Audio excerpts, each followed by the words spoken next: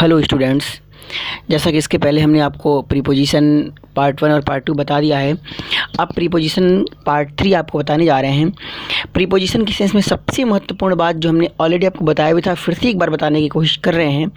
जैसे every time it माने preposition, every time it takes place just before noun, otherwise it's not preposition. सबसे बड़ी बात यह है कि प्रीपोजिशन हमेशा हमेशा नाउन के पहले आता है, चाहे वो जिरंड नाउन हो, चाहे किसी भी तरह का नाउन हो, वह हमेशा हमेशा प्रीपोजिशन को अपने पहले रखता है। अगर प्रीपोजिशन नाउन के पहले नहीं आता है तो निश्चित रूप से वह प्रीपोजिशन नहीं है।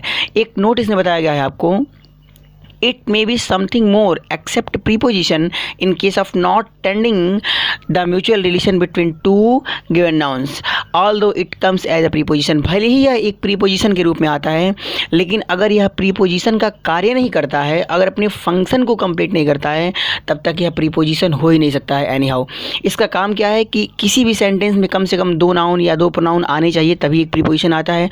और उन 2 नाउन या 2 प्रोनाउन के बीच की रिलेशनशिप को, म्यूचुअल रिलेशन, आपसी संबंध क्या है, इसको बताने का काम करता है प्रीपोजिशन। जैसे I am standing on table, तो ऑन आया है, टेबल के पहले नाउन है, टेबल नाउन है, उसके पहले प्रीपोजिशन है।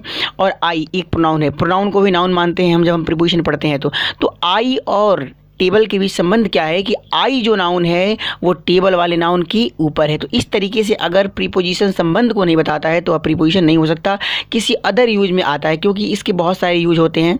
इस तरीके से वह आया हुआ है। अगला जो प्रीपोजिशन है आपके सामने वो है बिसाइड और बिसाइड्स। बिसाइड का मतलब होता है के बगल में, और बिसाइड्स का मतलब होता है के अतिरिक्त या के अलावा। बिसाइड माने के बगल में का जो पहला एग्जांपल है वो है my friend sits beside me, मेरा जो फ्रेंड है वो मेरे बगल में बैठता है। और दूसरा एग्जांपल है वी रैन बिसाइड्स द सी, यानी हम लोग समुद्र के किनारे दौड़ते थे। बिसाइड्स के जो एग्जाम्पल नीचे दिए गए हैं, lord Dasharath had 3 more queens besides Sumitra, Sumitra के अलावा लॉर्ड दशरथ के पास 3 और भी रानियां थीं। अगला जो इसका एग्जांपल है the police man keep a gun besides a rod, एक डंडे के अलावा एक गन भी होती है पुलिस मैन के पास। तो इस तरीके से बिसाइड और बिसाइड्स को हम समझ लेंगे। माइन्यूट डिफरेंस होता है दोनों में, एक को छोड़कर या के अलावा या के अतिरिक्त के सेंस में करते हैं, और दूसरा अगर एस ना लगा हो अंत में तो के बगल में या के किनारे के सेंस में आ जाता है। वेरियस एग्जाम्पल आप खुद बनाने की कोशिश करेंगे। अगला प्रीपोजिशन जो है वो है बिटवीन और अमॉन्ग। ध्यान रखिएगा दोनों का मतलब सेम होता है, लेकिन बिटवीन का यूज़ हम करते हैं जहाँ पर 2 ऑब्जेक्ट होती है, यानी 2 के बीच के लिए हम बिटवीन का यूज़ करते हैं, और 2 से अधिक अगर ऑब्जेक्ट होती है तो उसके लिए हम अमॉन्ग का यूज़ करते हैं। जैसे बिटवीन का एग्जांपल है Rohan was selected monitor between ohm and Ram, तो रोहन सेलेक्ट किया गया 2 लोगों के बीच में से मॉनिटर, इसका मतलब 2 लोग हैं तो उनके लिए के बीच के लिए हम बिटवीन का यूज़ करेंगे। दूसरा एग्जांपल जो है we were talking between winner and runner, हम विनर और रनर के बारे में बात कर रहे थे, इसका मतलब विनर और रनर मिलाकर के केवल 2 हैं, इसलिए यहाँ पर बिटवीन लगा हुआ है। अमॉन्ग का एग्जाम्पल है mister Narendra Modi was accepted the prime minister among the leaders, leaders के बीच, यानी लीडर्स कई सारे हैं, उनके बीच से नरेंद्र मोदी प्रधानमंत्री चुने गए, एक्सेप्ट किए गए। अगला एग्जांपल है the mutiny was held among the students, mutiny माने विद्रोह या झगड़ा या कला या क्लेश, यानी जो झगड़ा था वो स्टूडेंट्स के बीच हुआ, यानी स्टूडेंट्स यहाँ पे बहुत सारे हैं तो 2 के लिए जो यूज करते हैं बिटवीन का, और 2 से अधिक जब ऑब्जेक्ट होती है तो उसके लिए हम के बीच के लिए अमॉन्ग का यूज़ करते हैं। अब हम आपको बताएंगे कि अमॉन्ग और अमॉन्गेस्ट में अंतर क्या होता है। दोनों का मतलब बिल्कुल सेम होता है। अमॉन्गेस्ट का यूज आजकल बहुत कम हो रहा है, लेकिन कॉम्पिटिटिव लेवल पे पूछा जाता है। Both have same meaning but among amongst can be used if the comes after them.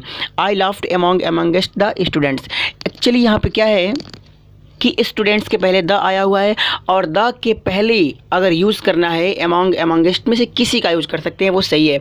But only amongst is used if a vowel starting word comes after it. ध्यान रखिएगा, अगर जहां हमें अमॉन्ग और अमॉन्गेस्ट का यूज करना है उसके जस्ट बाद वाला वर्ड अगर वॉवेल से स्टार्ट हो रहा है तो उसके पहले हम अमॉन्गेस्ट ही लगाएंगे। वहाँ पर अगर हम अमॉन्ग लगाते हैं तो वह निश्चित रूप से गलत हो जाता है। केवल द के सेंस में कोई भी लग सकता है, लेकिन अगर वॉवेल स्टार्टिंग वर्ड है तो वहाँ पर केवल अमॉन्गेस्ट हम लगाएंगे।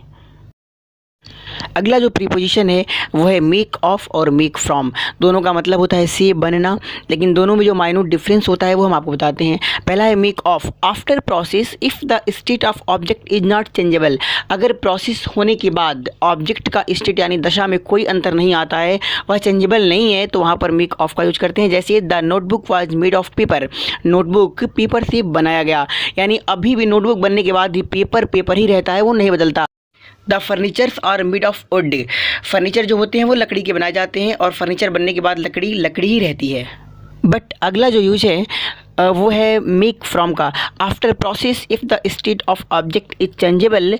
तो अगर प्रोसेस के बाद ऑब्जेक्ट की स्टेट चेंज हो जाती है तो वहाँ पर हम यूज करते हैं मेक फ्रॉम का।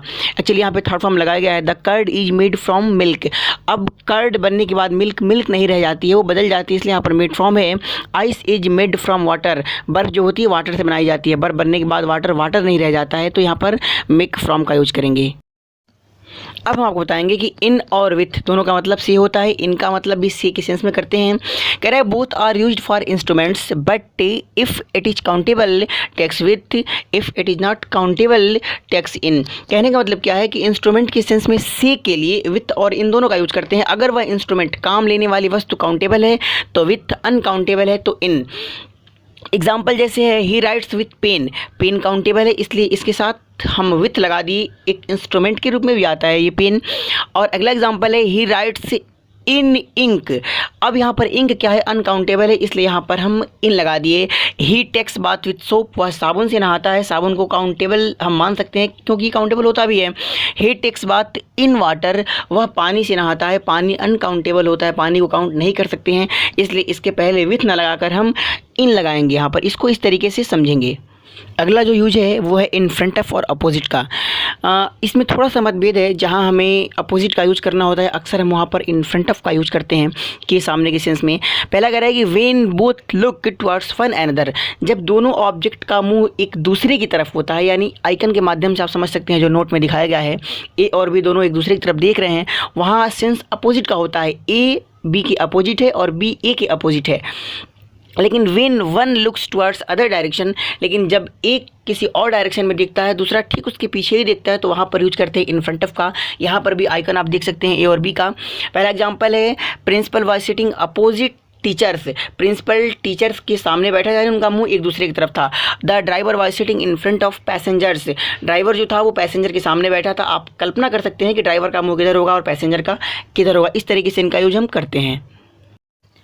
प्रीपोजिशन विथ का सी के सेंस में कुछ और भी यूज हैं, जैसे गेट टुगेदर में साथ साथ में, I run with my friend, मैं अपने फ्रेंड के साथ दौड़ता हूँ। दूसरा है रीजन के सेंस में, he was trembling with fear, वह डर से काँप रहा था। तीसरा जो है वो संबंध के सेंस में है, रिलेशन के सेंस में है, I have blood relation with her, मेरे साथ उसका ब्लड रिलेशन है। मैनर्स के रूप में, तरीका बताने के रूप में, पैट्रियट्स फाइट विथ डिटर्मिनेशन, पूरे दृढ़ निश्चय के साथ हमारे जो देशभक्त होते हैं वो लड़ते हैं। और एग्रीमेंट के सेंस में, वी एग्री विथ हिम, हम लोग उससे सहमत हैं, ऐसे भी विथ का यूज करते हैं। अब हम आपको बताएंगे कि ओमिशन ऑफ प्रीपोजिशन क्या होते हैं। ओमिशन का मतलब होता है लोप कर देना, यानी there are some states in which preposition is not used. English में कुछ ऐसे बाउंडेशन होते हैं जहाँ पर प्रीपोजिशन लगना चाहिए फिर भी प्रीपोजिशन वहाँ पर नहीं लगता है, इसे हम कहते हैं ओमिशन। जैसे पहला है transitive verb preposition is not used. अक्सर जो ट्रांजिटिव वर्ब होते हैं ना उनके पहले हम प्रीपोजिशन का यूज़ नहीं करते हैं।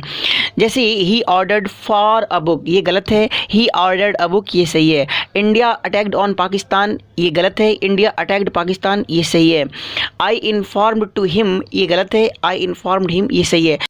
ट्रांजिटिव वर्ब के बाद प्रीपोजिशन का यूज नहीं होता, ये तो पहला स्टेट हो गया। लेकिन अगर यहाँ पर इन ट्रांजिटिव वर्ब होता तो प्रीपोजिशन का यूज होता, जैसे गो के बाद टू अवश्य आता ही आता है। इस तरीके से इसका यूज करते हैं। अब जो अगला स्टेट है आप इसको ज़रा ध्यान से देखिएगा। If this that every last next comes just before morning evening week month day night year preposition is not used before them. ऐसे थोड़ा सा कठिन लग रहा होगा, हम आपको वर्ड में बताते हैं इसको। जैसे आ जाए this morning, that year, that evening, every day, every week, next morning, तो इसके पहले हम कोई प्रीपोजिशन नहीं लगाते हैं। जैसे एग्जाम्पल है he met me on every day, वह मेरे से प्रतिदिन को मिलता था, ये गलत है, इसका सही होगा he met me every day. उसी तरह दूसरा एग्जाम्पल एग्जाम्पल है school will open in next week. अब यहाँ पर इन का यूज़ नहीं होना चाहिए, इसलिए गलत है। तो इसका सही एग्जाम्पल है कि school will open next week, ये सही है। अगला एग्जाम्पल है यू चाइडेड, माने फटकारना, डांटना। You chided me on that day, तुमने मुझे उस दिन को फटकारा, ये गलत है। सही इसका होगा कि you chided me that day. तो ये ऐसे वर्ड्स जो होते हैं जो टाइम खासकर बताते हैं, इनके पहले दिस दैट वगैरह आता है, एवरी लास्ट आता है, उसके पहले हम प्रीपोजिशन का यूज नहीं करते हैं। एक बात और हम आपको बताना चाहते हैं, जैसा कि इस वीडियो के स्टार्टिंग में हमने बताया हुआ है कि प्रीपोजिशन के रूप में आकर के भी प्रीपोजिशन नहीं होता है अगर वह अपना काम नहीं करता है, दो दिए हुए नाउन के बीच का संबंध नहीं बताता है। जैसे कुछ इंट्रांजिटिव वर्ब होती है जिसको ट्रांजिटिव बनाने के लिए हम प्रीपोजिशन उसके जस्ट बाद लगा देते हैं। जैसे एक वर्ड है एक्ट ऑन। एक्ट ऑन का मतलब होता है प्रभाव डालना। अब इसे हम एक सेंटेंस में यूज करेंगे तो ही वाज एक्टिंग ऑन, वह प्रभाव डाल रहा था। तो यहाँ पर ऑन प्रीपोजिशन तो देखने में लग रहा है, लेकिन इस प्रीपोजिशन के जस्ट बाद कोई नाउन नहीं है, इसका मतलब नाउन नहीं है, तो ये प्रीपोजिशन भी नहीं है, कुछ और बन के आया है। यह बन के क्या आया है कि उस एक्ट को एक्ट ऑन बनाने के लिए आया है, ट्रांजिटिव करने के लिए आया हुआ है। तो ध्यान रखिएगा, यहाँ पर दो नाउन भी तो नहीं है, दो नाउन कम से कम एक प्रीपोजिशन के लिए जरूरी होता है, तभी तो दो के बीच का संबंध वो बताएगा। तो यहाँ पर ऑन प्रीपोजिशन नहीं बन करके आया है, इस तरीके से आपको समझना है। और किसी भी तरह के अगर क्वेश्चन आपको क्रिएट होते हैं तो आप डायरेक्टली हमें कॉन्टैक्ट कर सकते हैं, डिस्क्रिप्शन में पूछ सकते हैं, या फिर किसी भी तरह के क्वेश्चन होते हैं तो आप किसी भी तरह से जैसा आप चाहते हैं उचित उस तरीके से पूछ सकते हैं। देखते रहिए, हमारे चैनल पर बने रहिए, और अब तक आपने अगर चैनल को सब्सक्राइब नहीं किया है तो आप कर लीजिए, और दूसरी को हमेशा यह लिंक शेयर करते रहिए।